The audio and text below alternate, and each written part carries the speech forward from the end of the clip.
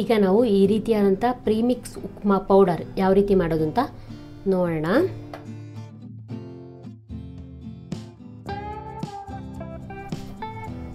ನೋಡಿ ಎಷ್ಟು ಚೆನ್ನಾಗಿ ಈ ರೀತಿಯಾಗಿ ನೀವು ಆರಾಮಾಗಿ ಮನೆಯಲ್ಲೇ ಮಾಡಿಕೊಂಡು ಎಲ್ಲಾದರೂ ಟ್ರಿಪ್ ಹೋಗಬೇಕಾದ್ರೆ ಮಕ್ಕಳಿಗೆ ಈ ರೀತಿಯಾಗಿ ಮಾಡ್ಕೊಂಡು ಕೊಟ್ಟರೆ ತುಂಬ ಚೆನ್ನಾಗಿರುತ್ತೆ, ತುಂಬ ಟೇಸ್ಟಿ ಮತ್ತು ತುಂಬ ಹೆಲ್ದಿ ಕೂಡ ಹೌದು. ಈ ರೀತಿಯಾದಂತಹ ಇನ್ಸ್ಟಂಟ್ ಉಪ್ಪಿಟ್ಟು ಯಾವ ರೀತಿ ಮಾಡೋದು ಅಂತ ನೋಡೋಣ ಬನ್ನಿ.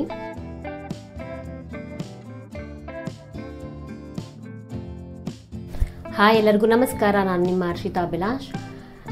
ಇವತ್ತಿನ ಈ ವಿಡಿಯೋದಲ್ಲಿ ನಾನು ನಿಮಗೆ ಉಪ್ಪಿಟ್ಟು ತೋರಿಸ್ಕೊಡ್ತಾ ಇದ್ದೀನಿ. ಸೊ ಉಪ್ಪಿಟ್ಟು ಅಂದರೆ ಏನಪ್ಪ ಸ್ಪೆಷಲು, ಉಪ್ಪಿಟ್ಟು ಮಾಮೂಲಿ ಅಲ್ವಾ ಅಂತ ನೀವು ಅನ್ಕೊಬೋದು.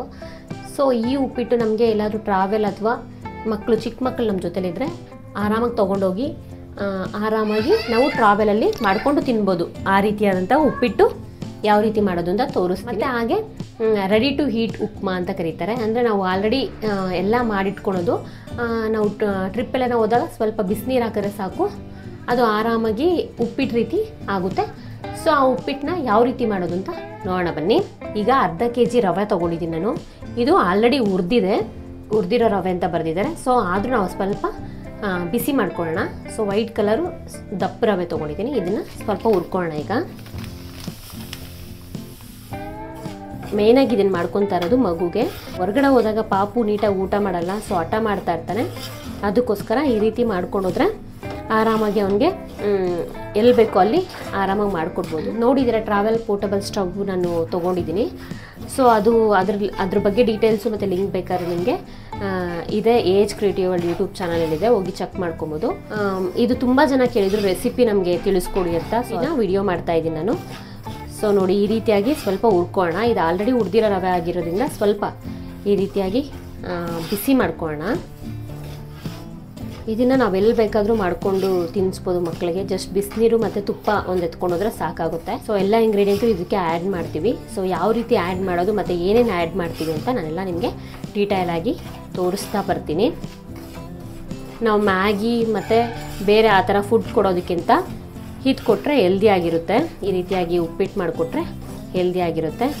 ಆ ಟ್ರಿಪ್ಪಲ್ಲಿ ಈ ರೀತಿಯಾಗಿ ಪ್ಲ್ಯಾನ್ ಮಾಡ್ಕೊಂಡು ಮಾಡಿದೆ. ಸೊ ಅದೇ ಕಂಟಿನ್ಯೂ ಆಗ್ತಾಯಿದೆ. ಈಗ ಒಂದು ಜಸ್ಟ್ ವಿಡಿಯೋ ಮಾಡಿ ತೋರಿಸೋಣ. ಕೇಳ್ತಾ ಇದ್ರಲ್ಲ ಯಾವ ರೀತಿ ಮಾಡ್ಕೊತೀಯ ಅಂತ ಕೇಳಿದ್ರು ಒಂದು ಸ್ವಲ್ಪ ಜನ. ಸೊ ಅದಕ್ಕೋಸ್ಕರ ಯಾವ ರೀತಿ ಮಾಡೋದು ಅಂತ ಒಂದು ಸ್ವಲ್ಪ ತೋರಿಸ್ಕೊಳ್ಳೋಣ ಅಂದ್ಬಿಟ್ಟು ಈ ವಿಡಿಯೋ ಮಾಡೋಕ್ಕೆ ಸ್ಟಾರ್ಟ್ ಮಾಡಿದ್ದೀನಿ. ಇದು ಆಲ್ರೆಡಿ ಹುರಿದಿರೋದ್ರಿಂದ ಸೊ ಇಷ್ಟು ಮಾತ್ರ ಆದರೆ ಸಾಕು. ಸ್ವಲ್ಪ ಬೆಚ್ಚಗೆ ಮಾಡ್ಕೊಂಡಿದ್ದೀನಿ ನಾನು. ಒಂದು ತಟ್ಟೆಗೆ ಹಾಕ್ಕೊಳ್ಳೋಣ. ನೋಡಿ ಈ ರೀತಿಯಾಗಿ ಒಂದು ತಟ್ಟೆ ತೊಗೊಂಡು ಇದಕ್ಕೆ ಈಗ ಹಾಕ್ಕೊಳ್ಳೋಣ. ಆ್ಯಕ್ಚುಲಿ ಈ ರೆಸಿಪಿ ಏನು ತುಂಬ ಕಷ್ಟವೂ ಇಲ್ಲ, 5 ನಿಮಿಷಕ್ಕೆ ಬೇಗ ಪ್ರಿಪೇರ್ ಮಾಡ್ಕೊಬೋದು. ಸೊ ಇಲ್ಲಿ ನಾನು ಎಣ್ಣೆ ಬಳಸ್ತಾ ಇಲ್ಲ, ಅದ್ರ ಬದಲು ಒಂದು 2 ಸ್ಪೂನ್ ತುಪ್ಪ ಹಾಕ್ಕೊತಾ ಇದ್ದೀನಿ. 2 ಸ್ಪೂನ್ ಅಥವಾ 3 ಸ್ಪೂನ್ ನಿಮ್ಗೆ ಎಷ್ಟು ಬೇಕೋ ಅಷ್ಟು ಹಾಕ್ಕೊಳ್ಳಿ. ತುಪ್ಪ ಹಾಕ್ಕೊತಾ ಇದ್ದೀನಿ. ಈಗ ತುಪ್ಪ ಕಾದಿದೆ, ಇದಕ್ಕೆ ಸಾಸಿವೆ ಹಾಕ್ಕೊತಾ ಇದ್ದೀನಿ. ನೋಡಿ ಈಗ ಸಾಸಿವೆ ಎಲ್ಲ ಚಿಟಪಟ ಅಂತ ಇದೆ. ಸೊ ಈಗ ನಾನು 2 ಬೆಳ್ಳುಳ್ಳಿನ ಸಿಪ್ಪೆ ಸುಳಿದು ಈ ರೀತಿ ಕಟ್ ಮಾಡಿಟ್ಕೊಂಡಿದ್ದೀನಿ. ಈಗ ಇದನ್ನು ಇದಕ್ಕೆ ಹಾಕ್ತಾ ಇದ್ದೀನಿ.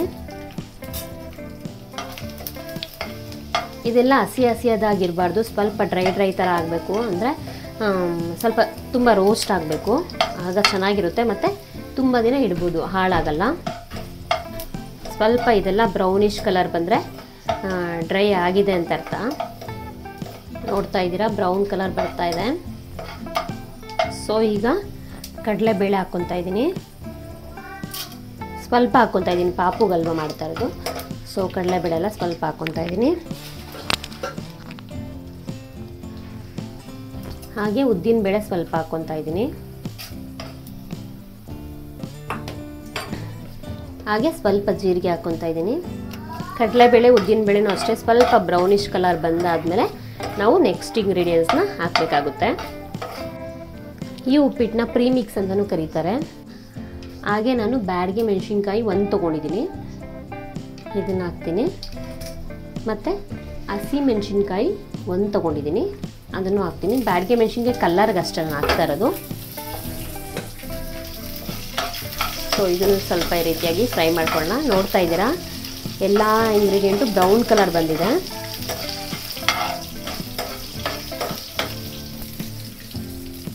ಹಾಗೆ ಕರಿಬೇವಿನ ಸೊಪ್ಪು ನೋಡಿ ಈ ರೀತಿ ಕಟ್ ಮಾಡಿ ಇಟ್ಕೊಂಡಿದ್ದೀನಿ. ಸೊ ಇದನ್ನು ಹಾಕ್ತೀನಿ. ಮಕ್ಕಳು ಕರಿಬೇವಿನ ಸೊಪ್ಪೆಲ್ಲ ತಿನ್ನಲ್ವಲ್ಲ, ಸೊ ಈ ರೀತಿ ಹಾಕಿದ್ರೆ ಅದು ಉಪ್ಪಿಟ್ಟೆಲ್ಲ ಮಿಕ್ಸ್ ಆಗೋಗುತ್ತಲ್ಲ, ಅವ್ರಿಗೆ ಗೊತ್ತೂ ಆಗಲ್ಲ, ಆರಾಮಾಗಿ ತಿಂತಾರೆ. ಇಲ್ಲಾಂದರೆ ಗಂಟ್ಲಿಗೆ ಹಾಕೊಂಡು ಆ ರೀತಿ ಈ ರೀತಿ ಅಂತಾರೆ. ಅದಕ್ಕೋಸ್ಕರ ಮತ್ತು ಹಾಗೆ ಕೊತ್ತಂಬರಿ ಸೊಪ್ಪು ಹಚ್ಚಿಟ್ಕೊಂಡಿದ್ದೀನಿ. ಕೊತ್ತಂಬರಿ ಸೊಪ್ಪನ್ನು ಹಾಕ್ತಾಯಿದ್ದೀನಿ.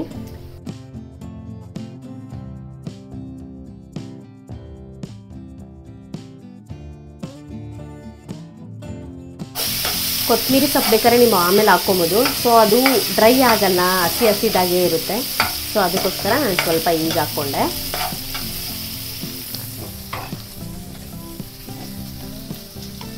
ಹಾಗೆ ಒಂದು ಅರ್ಧ ಸ್ಪೂನ್ ಅರಿಶಿನ ಪೌಡ್ರ್ ಹಾಕ್ತಾಯಿದ್ದೀನಿ.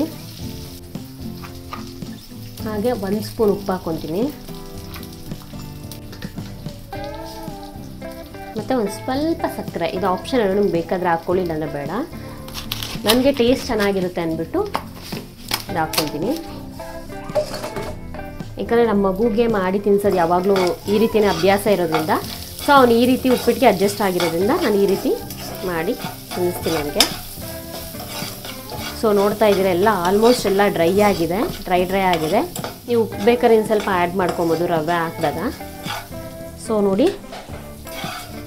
ನೋಡ್ತಾ ಇದ್ದೀರಾ, ಈ ರೀತಿಯಾಗಿ ಡ್ರೈ ಆಗಿದೆ. ಈಗ ನಾನು ಹುರಿದಿಟ್ಕೊಂಡಿಲ್ಲ ರವೆ, ಈಗ ಇದನ್ನ ಹಾಕ್ತಾಯಿದ್ದೀನಿ ಇದಕ್ಕೆ. ಈಗ ಇದನ್ನ ನೀಟಾಗಿ ಮಿಕ್ಸ್ ಮಾಡ್ಕೊಳ್ಳೋಣ. ಇದು ಆ್ಯಕ್ಚುಲಿ ಒಂದು ವಾರದವರೆಗೂ ನೀವು ಆಚೆನೇ ಇಡ್ಬೋದು, ಏನೂ ಆಗಲ್ಲ. ಆಮೇಲೆ ಬೇಕಾದ್ರೆ ಫ್ರಿಜ್ಜಲ್ಲಿ ಇಡ್ಬೋದು. ಒಂದು ವಾರದಷ್ಟು ಖಾಲಿಯಾಗೇ ಹೋಗಿರುತ್ತೆ. ನೀವು ಎಷ್ಟು ದಿನ ಟ್ರಿಪ್ ಹೋಗ್ತಾ ಇದ್ರೆ ಅದ್ರ ಮೇಲೆ ಡಿಪೆಂಡ್ ಆಗುತ್ತೆ. ಒಂದು ವಾರ ಹೋಗ್ತಾ ಇದ್ದೀರಿ ಅಂದರೆ ಇನ್ನೂ ಸ್ವಲ್ಪ ಕ್ವಾಂಟಿಟಿ ಜಾಸ್ತಿ ಮಾಡ್ಕೊಳ್ಳಿ, ಇಲ್ಲ 1 ಡೇ 2 ಡೇ ಅಂತಂದರೆ ಇಷ್ಟು ಸಾಕಾಗುತ್ತೆ. ನೋಡ್ತಾ ಇದ್ರೆ ಎಷ್ಟು ಕಲರ್ಫುಲ್ಲಾಗಿ ಎಷ್ಟು ಚೆನ್ನಾಗಿ ಕಾಣ್ತಾ ಇದೆ. ನೋಡಿದ್ರಲ್ಲ ಯಾವ ರೀತಿ ಪ್ರೀಮಿಕ್ಸ್ ಮಾಡ್ಕೊಳೋದು ಅಂತ. ಇದನ್ನು ಯಾವ ರೀತಿ ಪ್ರಿಪೇರ್ ಮಾಡೋದು ಅಂತ ನಾನು ನಿಮಗೆ ತೋರಿಸ್ತೀನಿ ಈಗ. ಸೊ ಹೇಗೆ ಅಂತ ನೋಡೋಣ ಬನ್ನಿ. ನೋಡಿ, ಈಗ ಪ್ರೀಮಿಕ್ಸ್ ರೆಡಿ ಆಗಿದೆ. ಈಗ ನಾನು ಬಿಸಿನೀರು ಕಾಯಿಸ್ಕೊತಾ ಇದ್ದೀನಿ. ಈ ಬಿಸಿನೀರಿಗೆ ಹಾಕ್ಬಿಟ್ಟು ಯಾವ ರೀತಿ ಮಾಡೋದು ಅಂತ ತೋರಿಸ್ಕೊಡ್ತೀನಿ.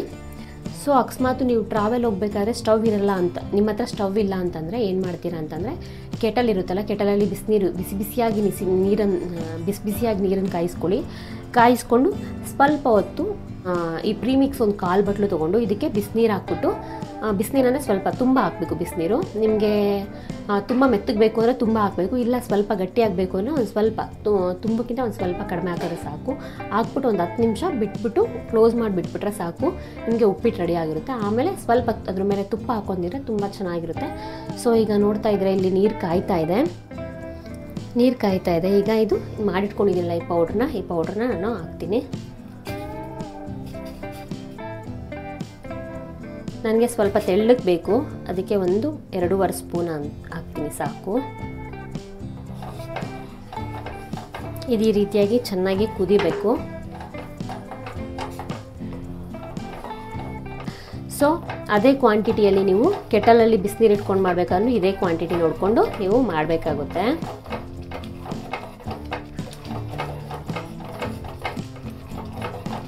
ನೋಡ್ತಾ ಇದ್ದೀರಲ್ಲ, ಕರೆಕ್ಟ್ ಕನ್ಸಿಸ್ಟೆನ್ಸಿಯಲ್ಲಿ ಆಗಿದೆ.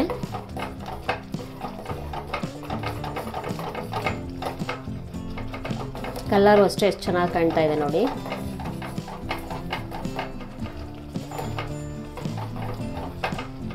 ಮಕ್ಕಳಿಗೆ ಈ ರೀತಿಯಾಗಿ ಆರಾಮಾಗಿ ಮಾಡಿಕೊಡ್ಬೋದು, ತುಂಬ ಇಷ್ಟಪಟ್ಟು ತಿಂತಾರೆ. ಸ್ಟವ್ನ ಆಫ್ ಮಾಡಿಕೊಂಡು ಇಲ್ಲಿ 1 ಸ್ಪೂನ್ ನಾನು ತುಪ್ಪ ಆ್ಯಡ್ ಮಾಡ್ತಾ ಇದ್ದೀನಿ.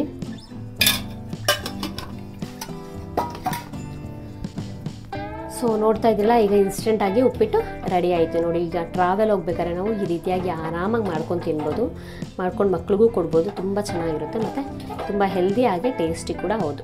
ನೋಡಿದ್ರಲ್ಲ, ಈ ರೀತಿಯಾದಂತಹ ರೆಡಿ ಟು ಈಟ್ ಉಪ್ಪಿಟ್ಟು ಪೌಡರ್ ಯಾವ ರೀತಿ ಮಾಡೋದು ಅಂತ. ಸೊ ಹಾಗೆ ಉಪ್ಪಿಟ್ಟು ಮಾಡೋದು ಯಾವ ರೀತಿ ಅಂತ ನೋಡಿದ್ರಲ್ಲ, ಎಷ್ಟು ಈಸಿಯಾಗಿದೆ ಅಲ್ವಾ. ತುಂಬ ಸುಲಭವಾಗಿ ಆರಾಮಾಗಿ ಮನೇಲಿ ಮಾಡ್ಕೊಬೋದು. ಹಾಗೆ ನಾವೆಲ್ಲರೂ ಟ್ರಾವೆಲ್ ಹೋದಾಗ ಆರಾಮಾಗಿ ಮಾಡ್ಕೊಂಡು ಮಕ್ಕಳಿಗೆ ಮತ್ತು ದೊಡ್ಡವರು ಎಲ್ಲ ಆರಾಮಾಗಿ ತಿನ್ಬೋದು. ಇಷ್ಟ ಆಗಿದರೆ ಲೈಕ್ ಮಾಡಿ, ಶೇರ್ ಮಾಡಿ, ಹಾಗೆ ಸಬ್ಸ್ಕ್ರೈಬ್ ಮಾಡಿ, ಹಾಗೆ ಕಮೆಂಟ್ ಮಾಡೋದನ್ನ ಮರಿಬೇಡಿ. ನಿಮಗೇನಾದರೂ ಡೌಟ್ ಬಂದರೆ ಕಮೆಂಟ್ ಬಾಕ್ಸಲ್ಲಿ ಕಮೆಂಟ್ ಮಾಡಿ, ನಾನು ನಿಮಗೆ ಇನ್ಫಾರ್ಮೇಷನ್ ಕೊಡ್ತೀನಿ. ಎಲ್ಲರಿಗೂ ಥ್ಯಾಂಕ್ ಯು ಸೋ ಮಚ್.